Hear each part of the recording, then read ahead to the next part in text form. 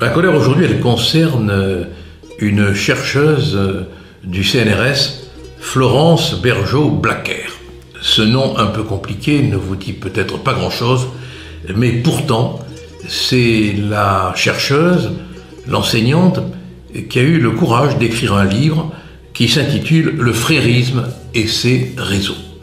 C'est un ouvrage qui n'est pas partisan, c'est un ouvrage qui est respectueux, mais qui démontre ce que constituent les réseaux pernicieux du frérisme, c'est-à-dire des frères musulmans en France.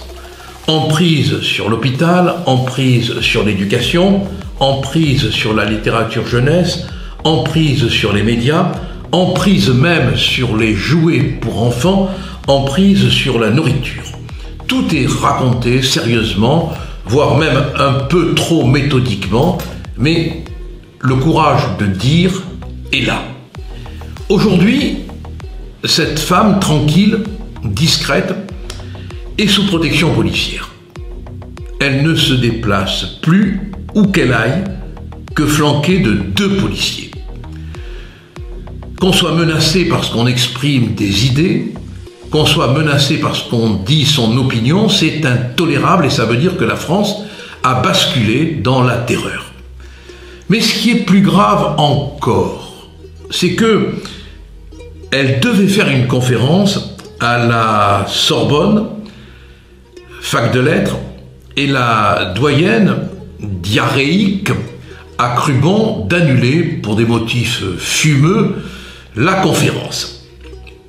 Des collègues de cette chercheuse ont cru bon, notamment un dénommé François Burgat, de faire près de 150 tweets pour l'insulter.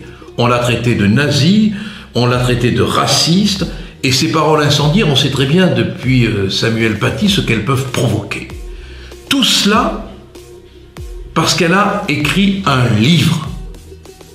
En France, aujourd'hui, en France, oui, le pays de Voltaire, pays dit de la liberté d'expression, pays où la civilisation fout le camp, où la peur est partout, où la menace sévit. En France, dans ce pays, si vous faites un livre, non seulement on brûle votre livre, non seulement on vous met au rencard des universités, mais en plus on vous menace.